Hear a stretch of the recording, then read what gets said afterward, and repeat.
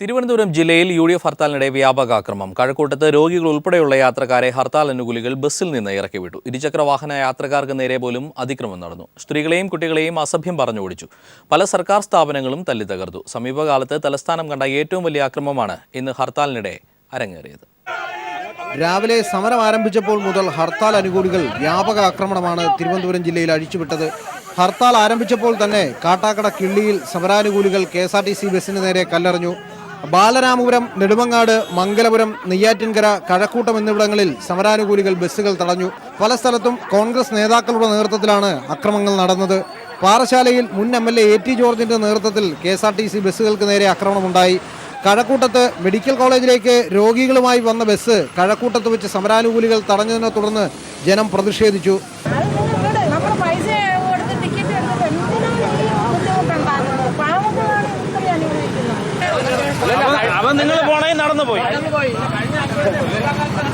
ധനമന്ത്രി Thomas ഐസക്കിനെ bakery ജംഗ്ഷനിൽ തടയാൻ ശ്രമമുണ്ടായി. പോങ്ങുമൂട് വാട്ടർ അതോറിറ്റിയുടെ ഓഫീസിനുള്ളിൽ അതിക്രമിച്ച് കയറിയ സമരാനുകൂലികൾ 4 കമ്പ്യൂട്ടറുകൾ തല്ലി തകർത്തു.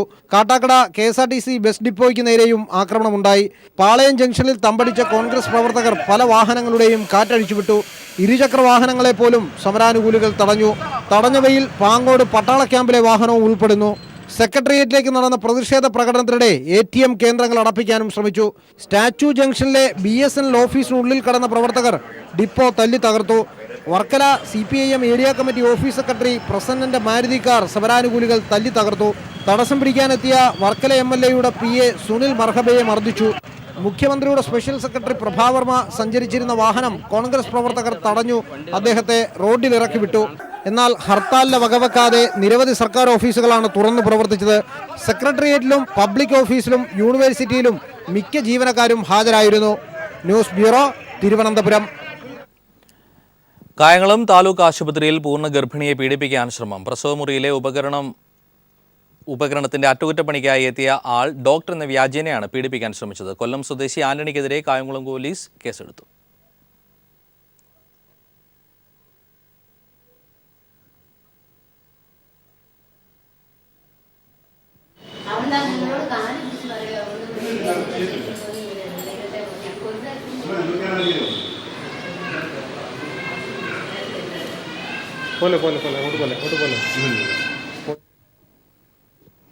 കാഴ്ചയിൽ അസാധാരണത്വം തോന്നിപ്പിക്കുന്ന ആകൃതിയും പ്രാചീന രൂപഭാവങ്ങളുമുള്ള ആഫ്രിക്കൻ കക്കിരിയുടെ കൃഷി കേരളത്തിലും വ്യാപിക്കുന്നു. മുള്ളൻ കക്കിരി, ജെല്ലി മെലൺ, കിപാനോ തുടങ്ങിയ അപരനാമങ്ങളിൽ അറിയപ്പെടുന്ന ആഫ്രിക്കൻ കക്കിരി 2 വർഷം മുമ്പാണ് കേരളത്തിൽ എത്തിയത്. ആഫ്രിക്കൻ ഭൂഖണ്ഡത്തിലെ തെക്കൻ മേഖലാ രാജ്യങ്ങളിലെ വരണ്ട കാലാവസ്ഥയിൽ വളരുന്ന വെള്ളരിവർഗ വിളയാണ് മുള്ളൻ കക്കിരി. കണ്ണൂർ, കാസർഗോഡ്, വയനാട്, കോഴിക്കോട് ജില്ലകളിലെല്ലാം ആഫ്രിക്കൻ കക്കിരി കൃഷി ചെയ്യുന്നുണ്ട്. അത്യന്തം പോഷക സമ്പന്നമാണ് ഈ വിള. മുള്ളുകളുള്ള പുറംതൊലിക്ക് ഉള്ളിലുള്ള ജെല്ലി പോലുള്ള ഭാഗവും വിത്തുകളും ഒരുപോലെ ഔഷധ ഗുണമുള്ളതും പോഷക സമ്പന്നവുമാണ്. ഫ്രൂട്ട് സലാഡ്, ജ്യൂസ്, ഐസ്ക്രീം എന്നിവയുണ്ടാക്കാനും മുള്ളൻ കക്കിരി ഉപയോഗിക്കാം. അലങ്കാരത്തിനു വേണ്ടി കൃഷി ചെയ്തിരുന്ന വിളയെ 1930 മുതൽ നടത്തിയ ഗവേഷണത്തിലൂടെ ന്യൂസ്റ്റൺ വാണിജ്യ വിളയാക്കി മാറ്റി.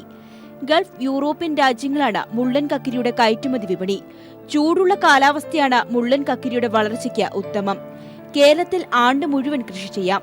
നല്ല നീർവാഴ്ചയുള്ളതും ഈർപ്പം നിലനിൽക്കുന്നതുമായ വളക്കൂറുള്ള ഏതു മണ്ണിലും മുള്ളൻ കക്കിരി നന്നായി വളരും. വെള്ളരിവർഗ വിളകളുടേതുപോലെയാണ് കൃഷിരീതി.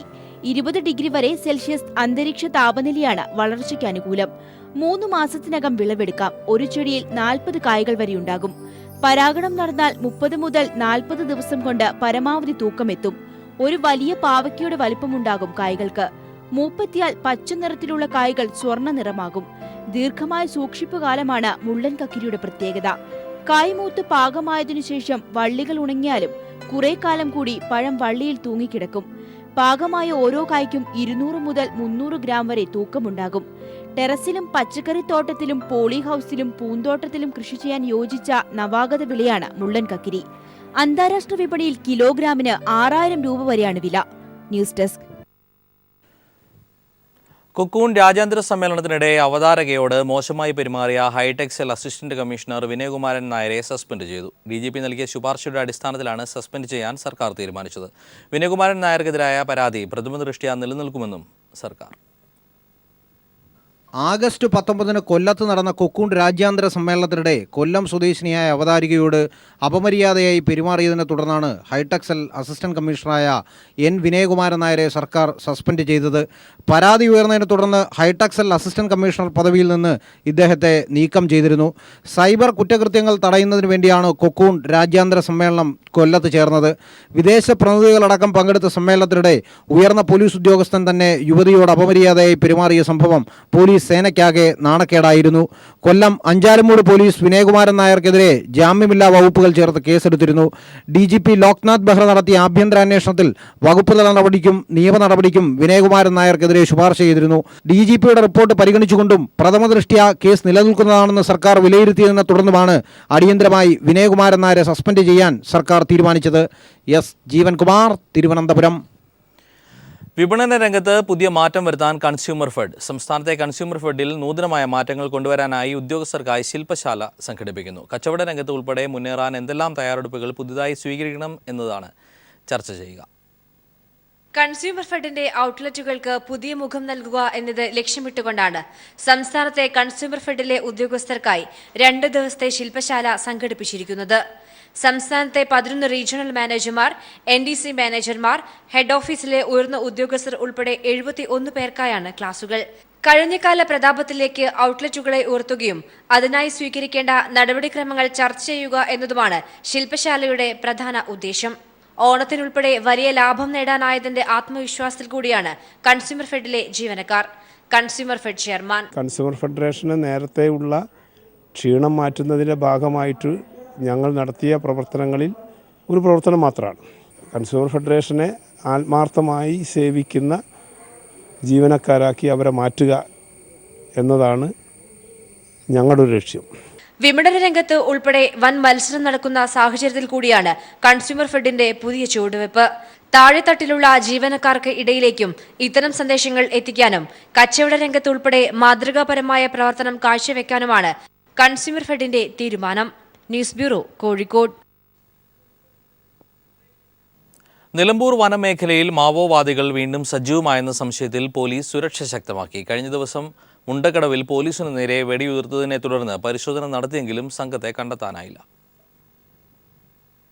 പോലീസ് തിരയുന്ന മാവോവാദി നേതാവ് സോമന്റെ നേതൃത്വത്തിലുള്ള 6 സംഘം നിലമ്പൂർ കരുളായി വനമേഖലയിൽ തമ്പടിച്ചിട്ടുണ്ടെന്നാണ് പോലീസ് കരുതുന്നത്. ഉൾവനത്തിൽ കഴിഞ്ഞ ദിവസം രക്തസാക്ഷി അനുസ്മരണ സമ്മേളനം സംഘടിപ്പിച്ചിരുന്നുവെന്ന രഹസ്യാന്വേഷണ റിപ്പോർട്ടുമുണ്ട്.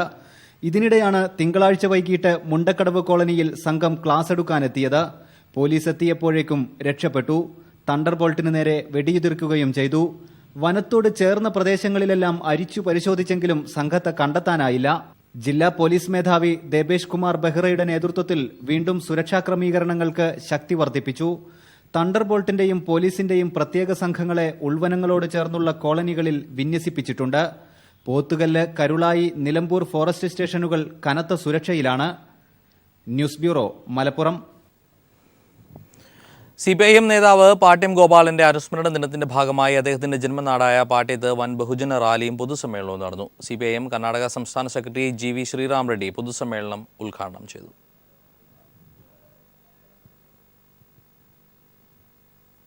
വിദ്യാർത്ഥി പ്രസ്ഥാനത്തിലൂടെ രാഷ്ട്രീയ പ്രവർത്തകനായി ബഹുജന നേതാവായി ഉയർന്ന പാട്യം ഗോപാലൻ 1978 സെപ്റ്റംബർ 27-നാണ് CPIM കണ്ണൂർ ജില്ലാ സെക്രട്ടറിയായിരിക്കെ അകാലത്തിൽ അന്തരിച്ചത്.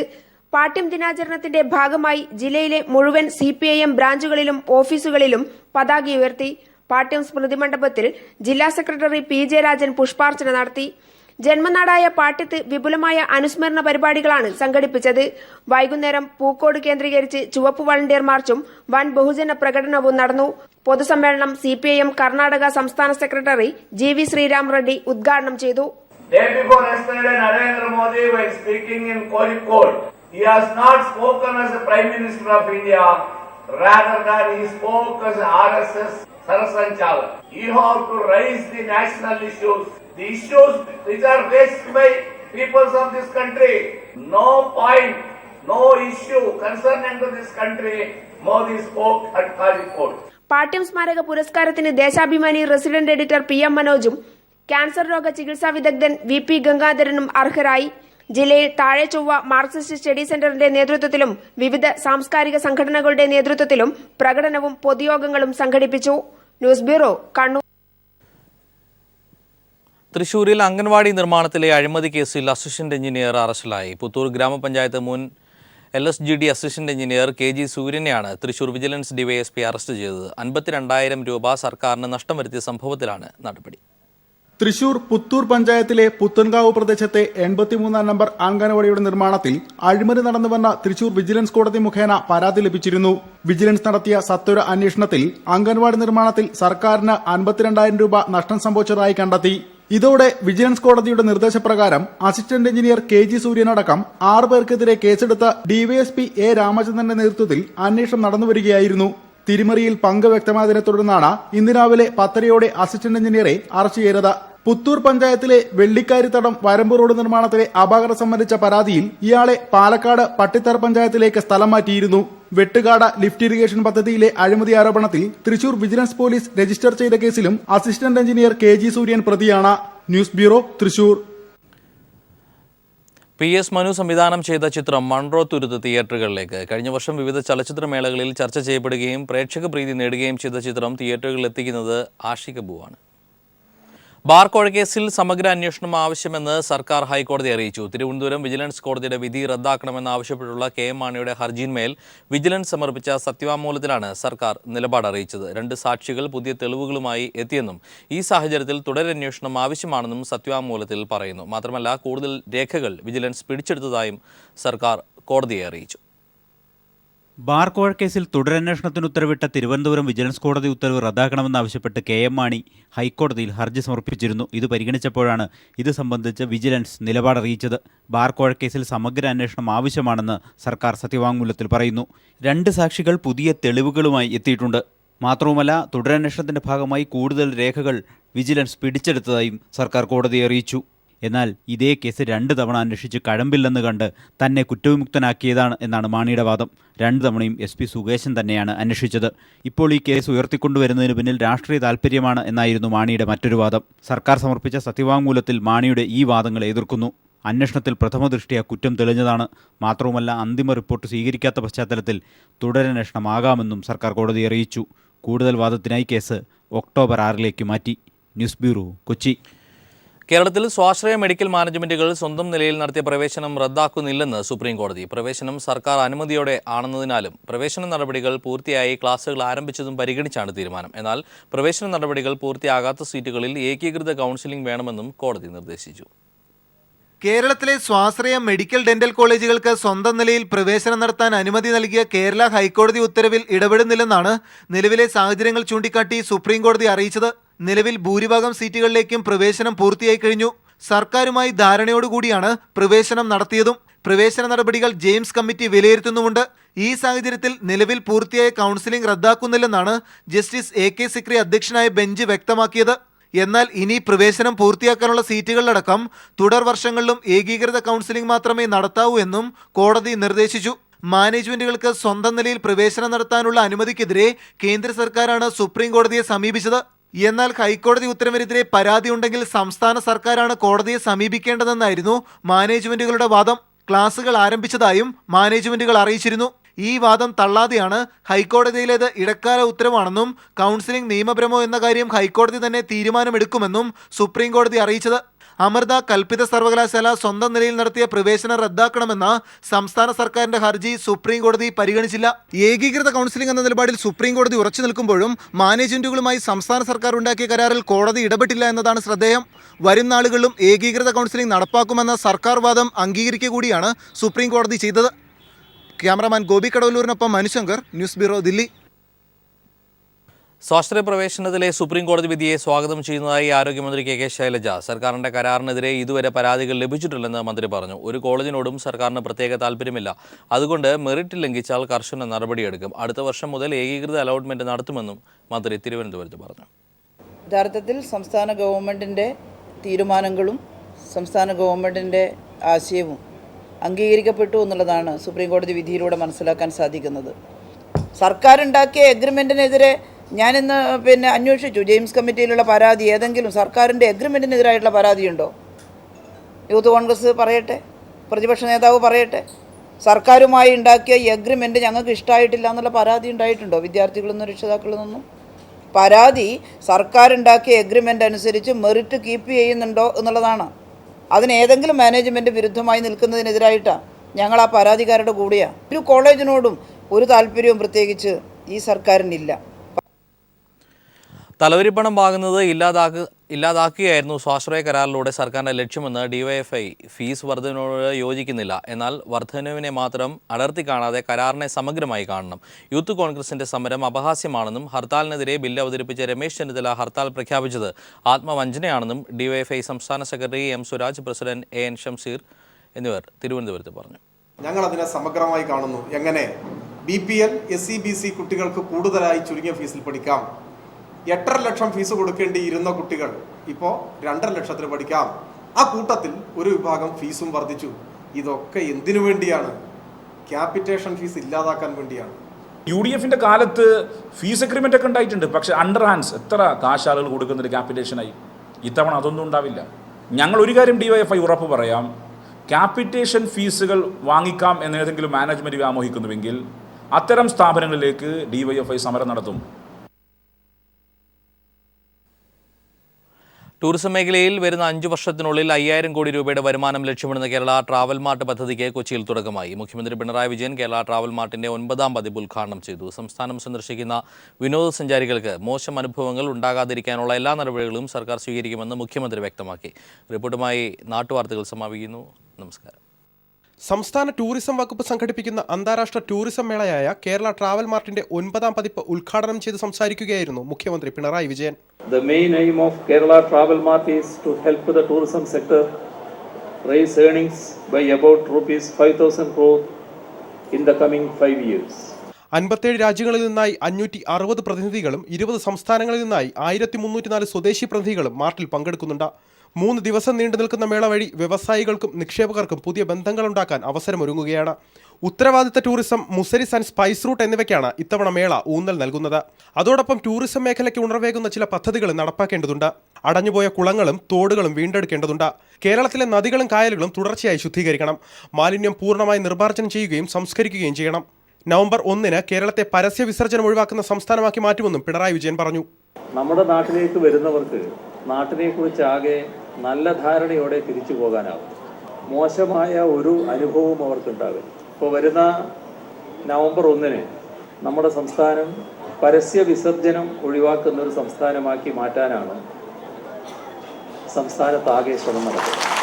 ഹരിത കേരളം പദ്ധതിയുടെ ഭാഗമായി ജൈവ കൃഷി വ്യാപകമാക്കുമെന്നും ആയുർവേദ രംഗത്തെ പോരായ്മകൾ പരിഹരിച്ച് വിദഗ്ധരുടെ സേവനം ഉറപ്പാക്കി ടൂറിസം വികസനത്തിനുള്ള പശ്ചാത്തല സൗകര്യം സർക്കാർ ഒരുക്കി നൽകുമെന്നും മുഖ്യമന്ത്രി വ്യക്തമാക്കി. വെല്ലിംഗ്ടൺ ഐലൻഡിലെ സാമുദ്രിക സാഗർ കൺവെൻഷൻ സെന്ററുകളിൽ നടക്കുന്ന മേള 30 സമാപിക്കും. സമാപന ദിവസം പൊതുജനങ്ങൾക്ക് ട്രാവൽ മാർട്ട് കാണാനുള്ള അവസരമുണ്ടാകും.